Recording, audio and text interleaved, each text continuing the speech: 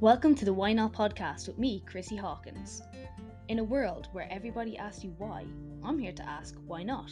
So sit back and relax or walk and listen and join me on this journey as we try to answer this never-ending question: what makes people say, why not? Really weird again when I say that. I don't know what's on with me. Anyway, so hope you are well.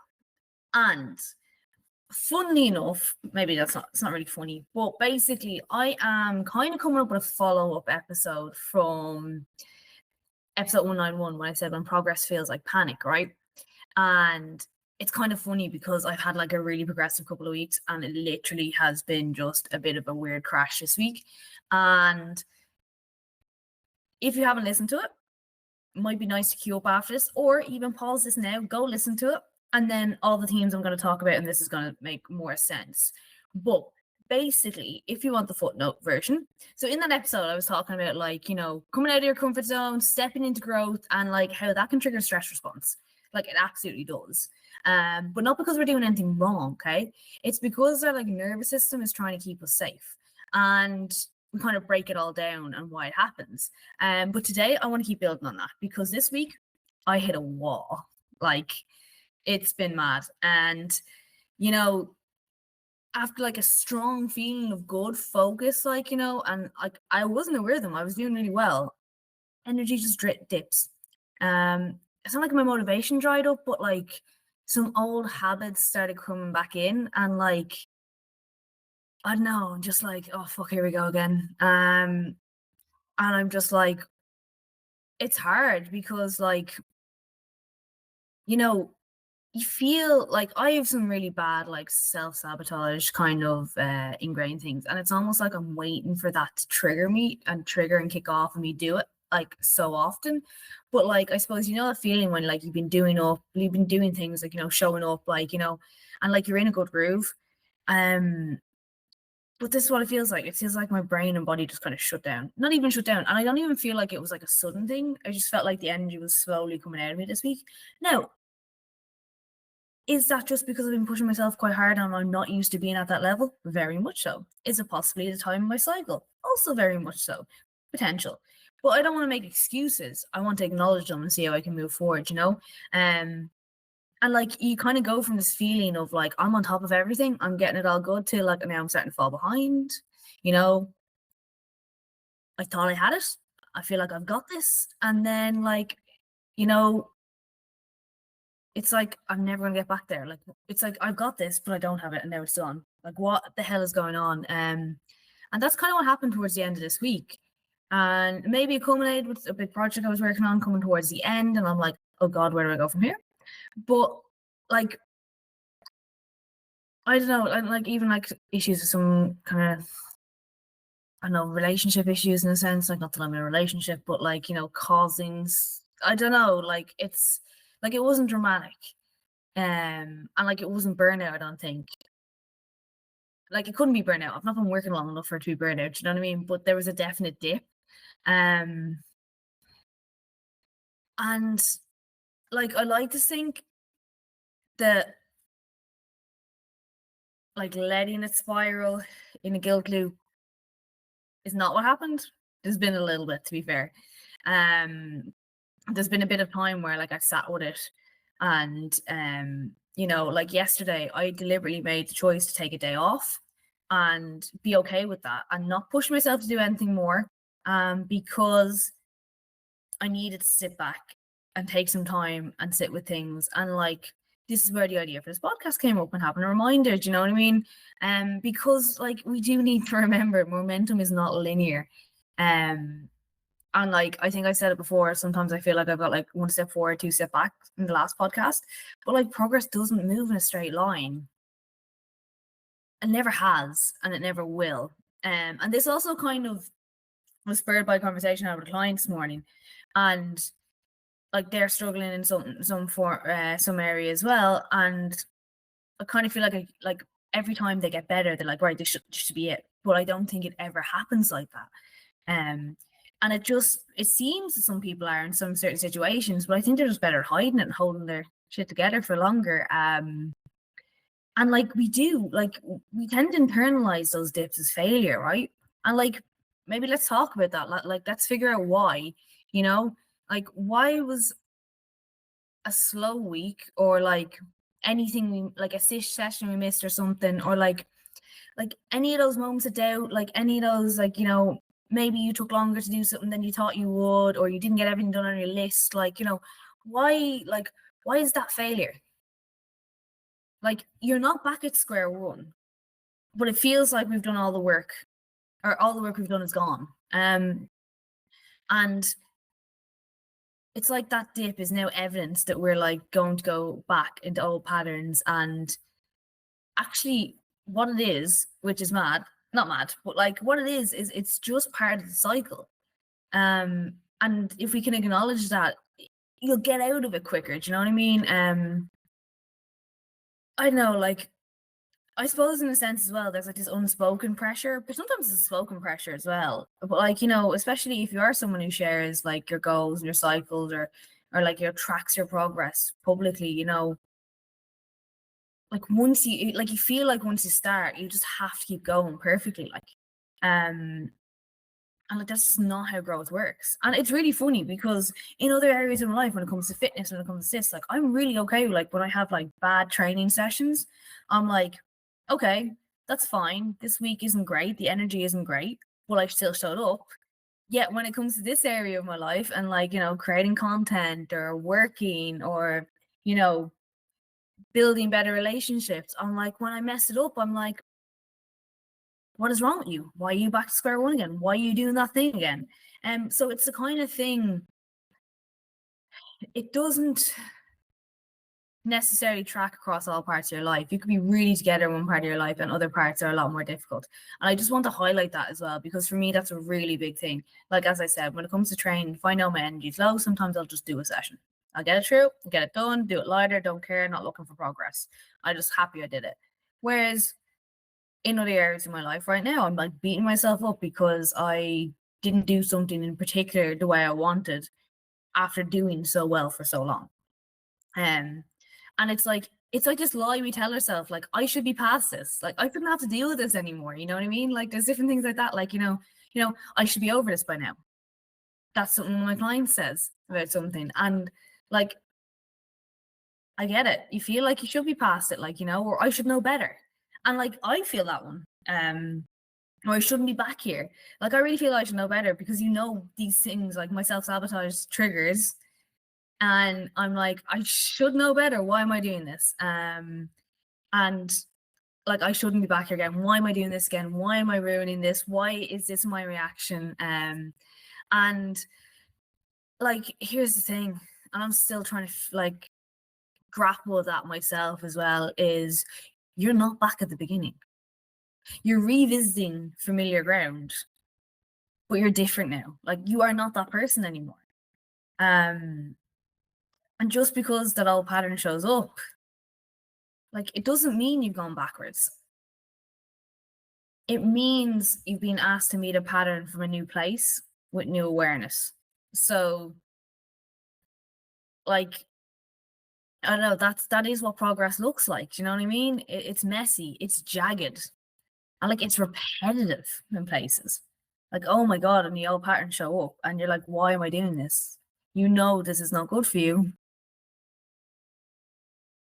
But I suppose as well, when you know it's not good for you, you can make a decision. Are you going to let it take over, or are you going to progress? And because you're that new person, that growth has happened, even though it doesn't feel like that. So it's never identical when it shows back up. Even if it does feel repetitive and it feels like it's the same, it's actually not. When you think it through, when you realize, actually, I've dealt with these other things before, or maybe like I'm deciding not to do something. Like, for example, I want to, like, one of my patterns is when things start to go good, I might end up, like, not that I'm not alcoholic or anything, but go out drinking and do something that ruins the next day. And I have made decisions this week where I have not done that. So on Thursday, I went to a birthday party. I knew if I drank, I wouldn't go to the gym in the morning. I wouldn't do the work I needed to do on Friday. And I was already starting to feel my energy dip. So I went and a glass of water, and that was it. Yesterday, Eurovision. You can't not have a few drinks of Eurovision.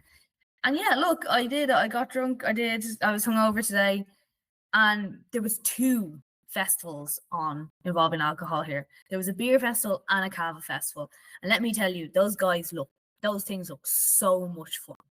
But here's the thing I know, right? Because we all know about Sunday pints. The idea of Sunday pints is you go out early, have a few drinks, maybe have food, and then you go home early. But it never happens.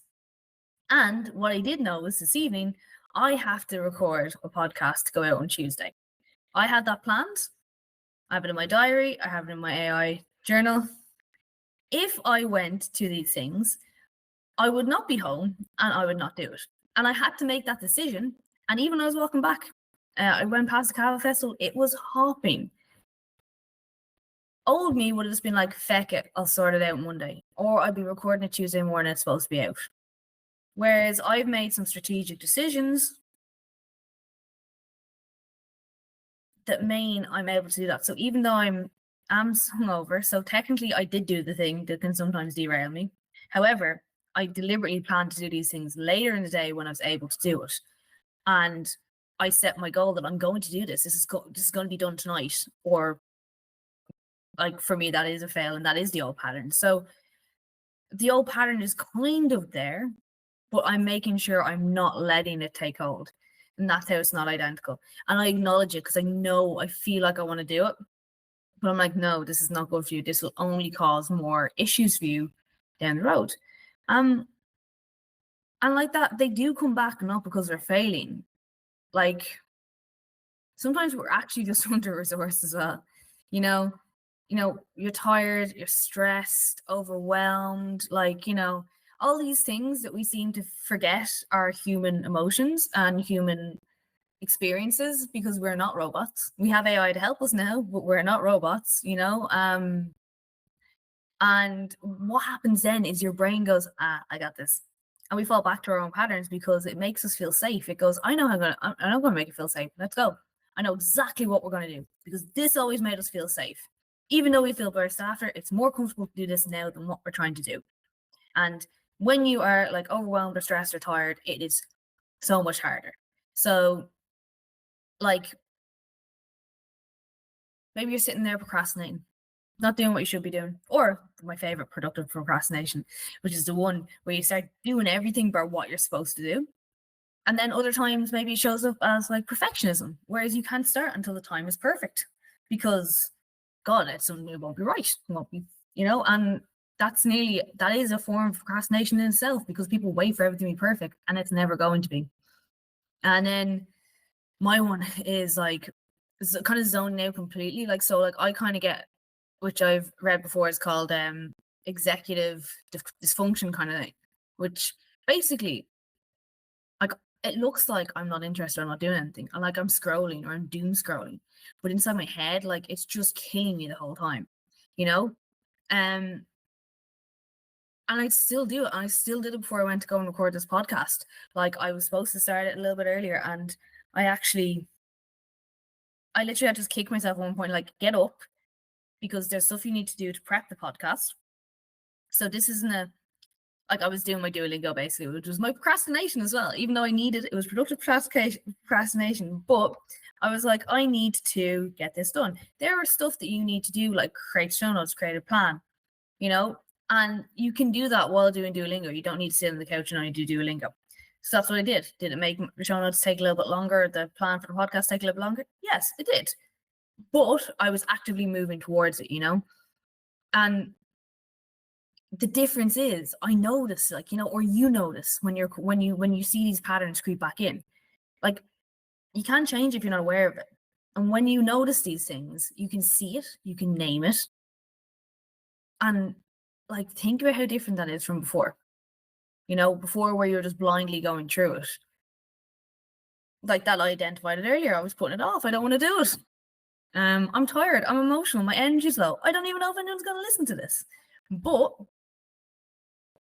when the awareness is stronger, like that changes everything. Even if you don't feel like you're doing better, but like it is that awareness because, as I said, you can't change it if you're not aware of it.